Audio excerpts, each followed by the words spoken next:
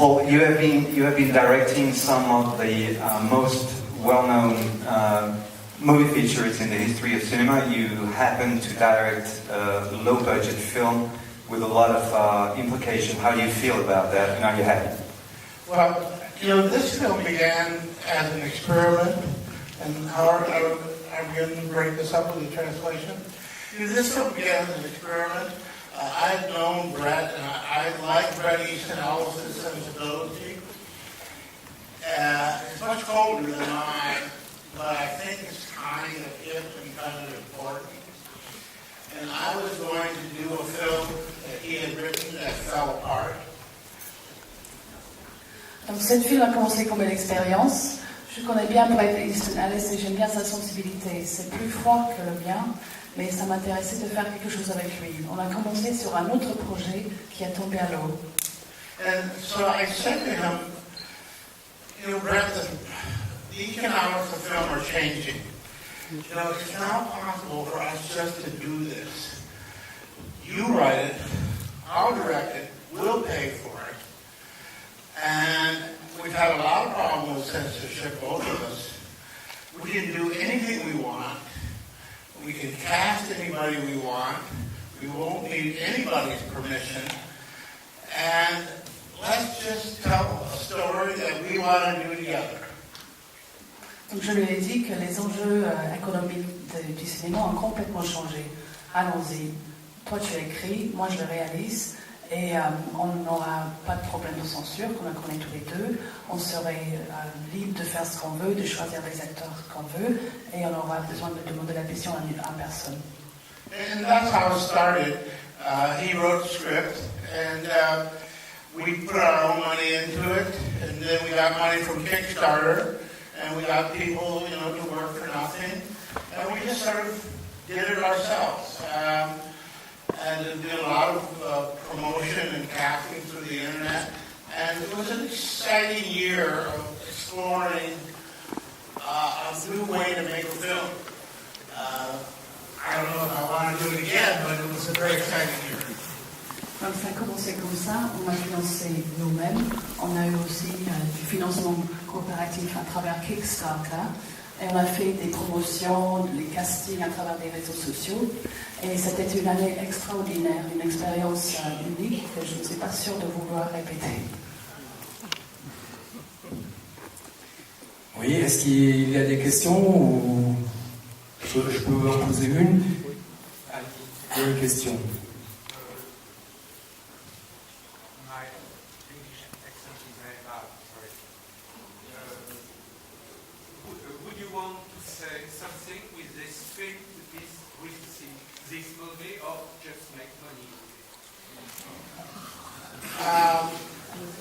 This world in this movie is much more the world of Bret Easton Ellis than myself. And Bret, if you know his books, has a very cold world. It's not necessarily realistic, but it is realistic of a certain zeitgeist and of certain types. In the same way that the lead character, Bateman in American Psycho, is not a realistic character, but he is somehow an important type. And so, that's the kind of film this is. It's about an odd generation that Brad is closer to than I am. Donc l'univers que vous voyez dans le film est plus près de ceux de Bret Easton Ellis. Si vous connaissez ses romans, c'est un monde qui est froid, qui n'est pas nécessairement réaliste, mais qui démontre réellement des gens qui représentent l'esprit du temps, comme le protagoniste Bateman dans American Psycho. C'est pas nécessairement mon univers, mais ça représente une génération. I happen to think this film is more like Bret Ellis than it's like me. Of course, he thinks the opposite. Lui, il a l'impression que le film nous ressemble, et moi, j'ai l'impression inverse.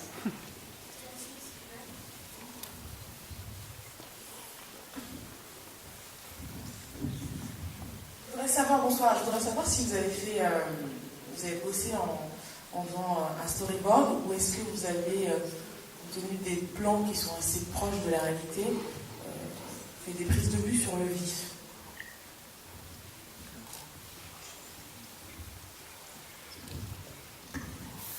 I'm not quite sure what you're talking about. You're talking about the theaters, the empty theaters? C'est par rapport aux salles abandonnées, la construction.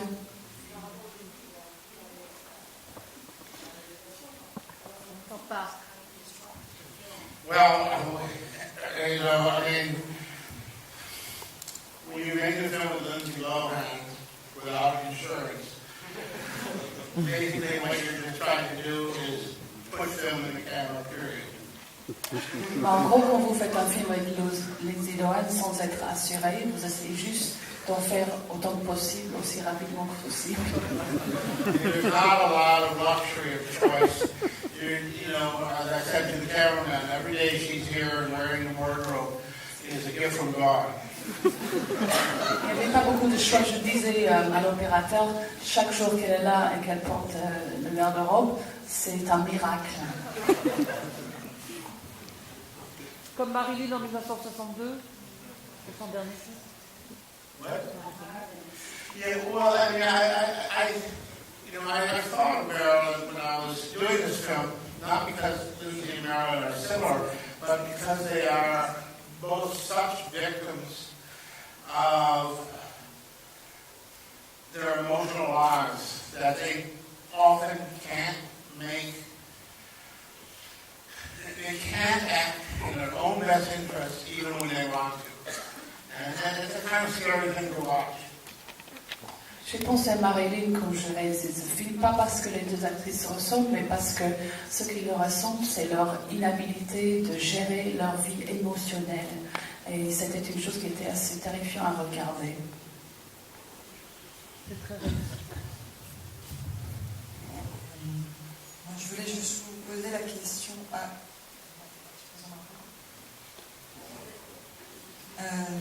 So it's because in this film, in few, well, I've read books of Bret Easton Ellis, and a lot of books is about it's about boring and what you do with the time in life.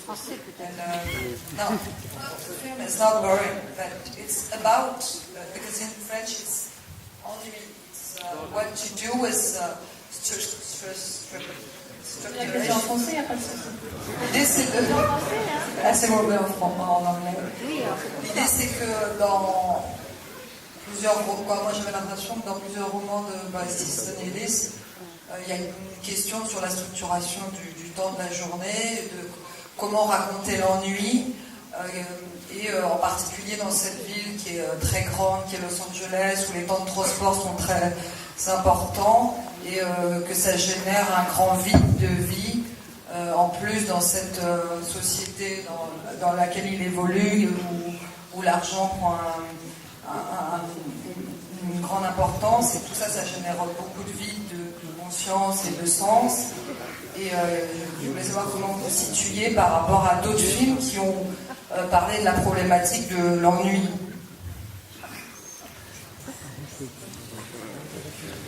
Well, I mean, as the character says in the movie, you know, she needed something to do besides shopping and fucking.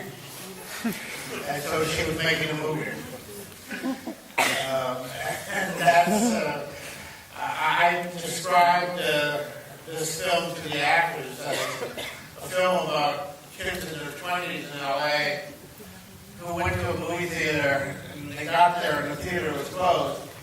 But they stayed in line because they had nowhere else to go.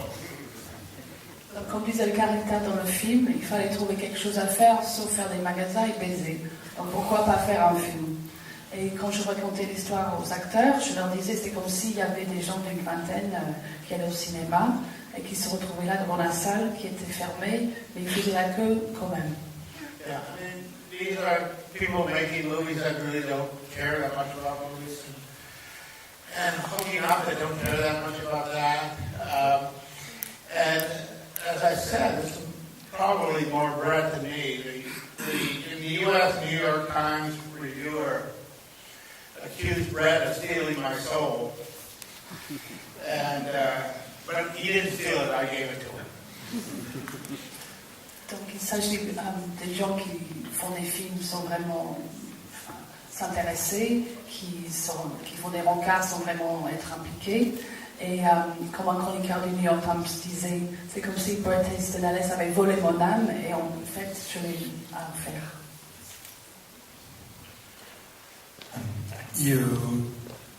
You show people shooting feature on a phone, and it seems like you have shot the movie with a DSLR or a camera, like a low budget camera. So what I would like to know first is, do you think it's the future of cinema, like as more and more feature films are turned with this kind of things? I have three questions. Second, you talk about Kickstarter. I would like to know if Kickstarter is for you is a new way of funding movies. And three, I think that you want to talk not just about sex and Hollywood. You want to talk maybe about like that we are all actors at the end. So what is the main theme behind this movie? Well, that's about 4 or 5 questions.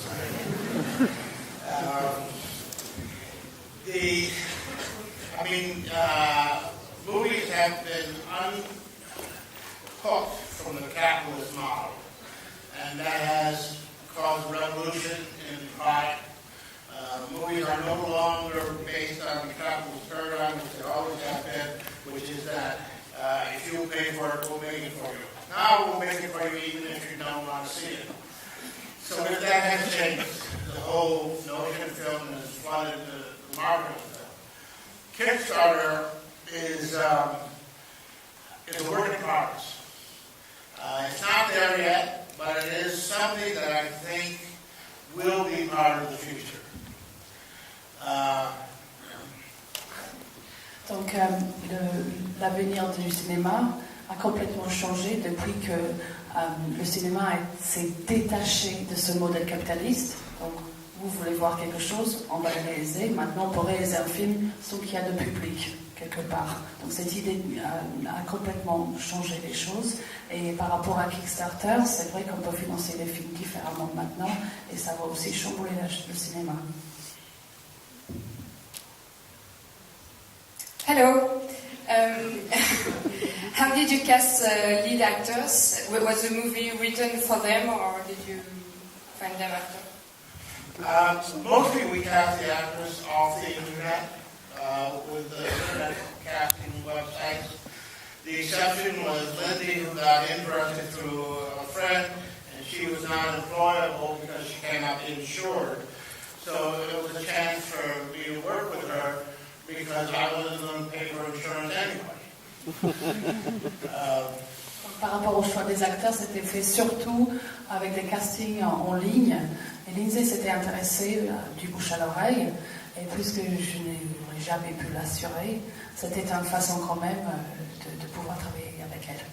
And James, of course, neither of these two actors I would have been able to cast if I was conventionally financed. But Brett was very keen on James. And while he was writing the script, he tweeted, he has a very promiscuous Twitter finger. He tweeted, I'm writing a character inspired by the porn star James Dean. Par rapport à James, c'est aussi deux acteurs que je n'aurais jamais pu choisir si j'avais suivi un modèle de financement conventionnel. Par rapport à James, c'était plutôt Brett qui a poussé ce choix. Il a un doigt magique quand il s'agit de Twitter. James tweeted back, I can't wait to read it. So they met, they had lunch, and they hit it off. James is a very nice kid, and Brett said, Schrader will give you a screen test.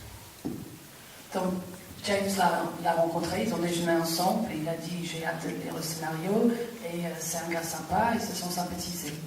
And I said, please, Brett, this kid has done 2,000 porn films. That's a lot of pizza boys, that's a lot of pool boys, it's a lot of bad acting.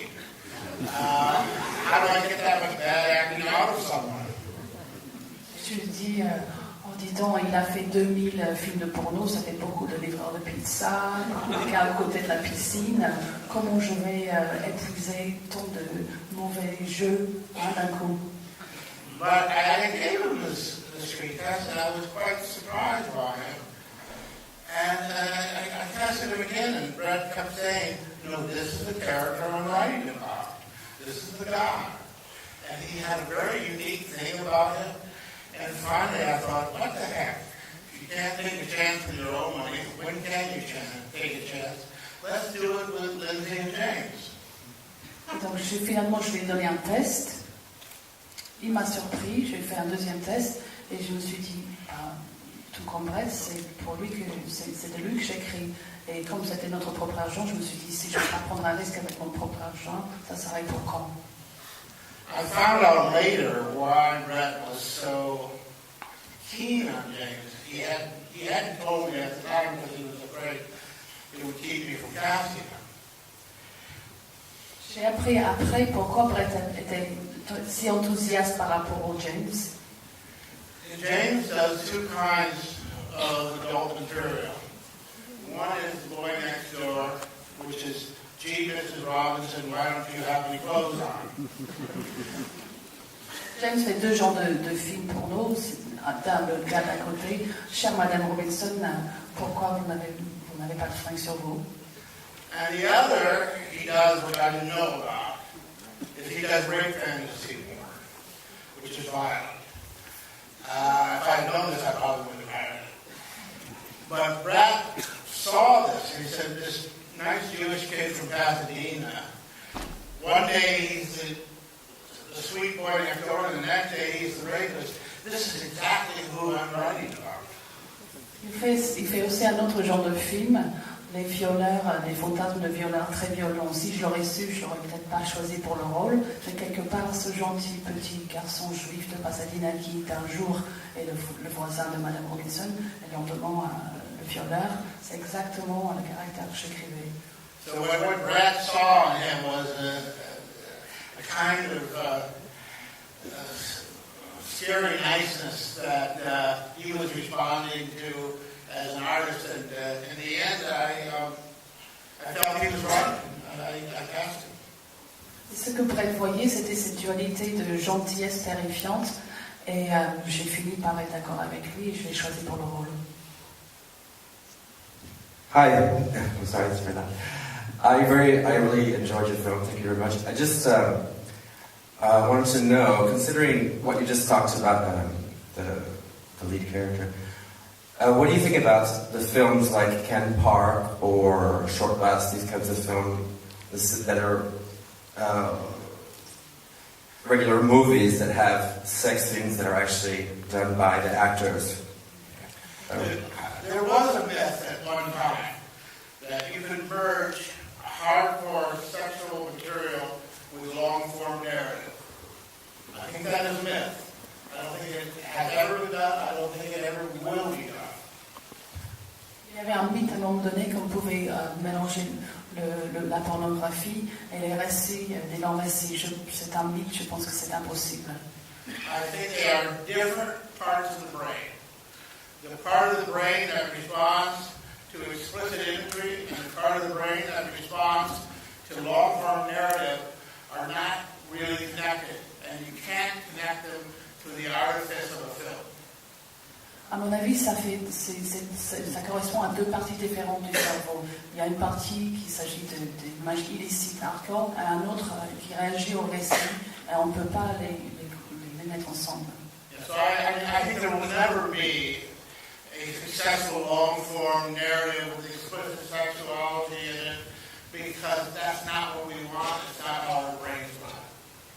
À mon avis, il n'y aura jamais un mariage de ce genre qui serait réussi parce qu'on ne le peut pas, nos cerveaux ne peuvent pas les gérer. Je vous demande une dernière question pour Paul qui sera ramené à son hôtel. Donc la dernière, s'il vous plaît. Oui, je voulais demander, en fait, par ici, non, c'est pas grave. Voilà. La scène du psychiatre qui est Gus Van Sant, je crois, j'ai l'impression que c'est comme une partie réflexive qui est un peu comme détachée du reste, qui est aussi une réflexion sur le cinéma ou le côté acteur dans la vie, qui est peut-être... du coup, je vous interroge aussi sur le choix de Gus Van Sant. Est-ce qu'il y a un clin d'œil? Enfin, voilà. Well, I mean, when you make a film on a micro budget, you basically ask your friends. And so I checked with a number of my friends and Local and Jeff Goldblum, they were busy. And the producer said, his friends at Gus said, I think Gus is the kind of Gus is doing. So that's how we got cast. You know, you're paying $100 a day, you can't be too selective. Quand on fait un film avec un micro-budget, on demande quand même autour de soi. J'avais demandé Willem Dafoe et d'autres qui n'étaient pas disponibles à l'époque. Et Brett a dit, je pense que Gus est là, il pourrait peut-être le faire. Et donc pour $100 par jour, on ne peut pas être trop sélectif. Donc ça, c'était le choix du rôle. But I think one of the things that has hurt a number of the adaptations of Brett Ellis's novels is when they bring the parents into the movie. Because then the children seem so trivial. And what was smart about this is he never brought the parents in. This is the closest thing we have to bringing in Christian's father. Ce qui dérange parfois les films, les adaptations de romans de Bret Easton Ellis, c'est quand les parents interviennent. Et ce qui était agréable, c'était qu'avec le rôle de Gus Van Sant, on n'a pas besoin de cette intervention. Now, those of you who are literary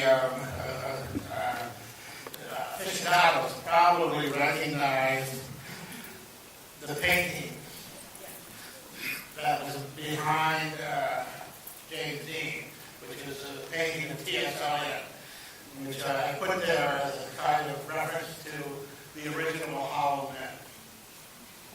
Et pour ceux qui sont fans de littérature, vous avez peut-être reconnu le portrait de T.S. Eliot qui se trouve derrière James Dean, qui pour moi était un hommage aux hommes. Hollow Man. Les hommes creux, c'est la traduction littérale pour le T.S. Eliot. Merci infiniment à tous. Je vous demande une dernière fois.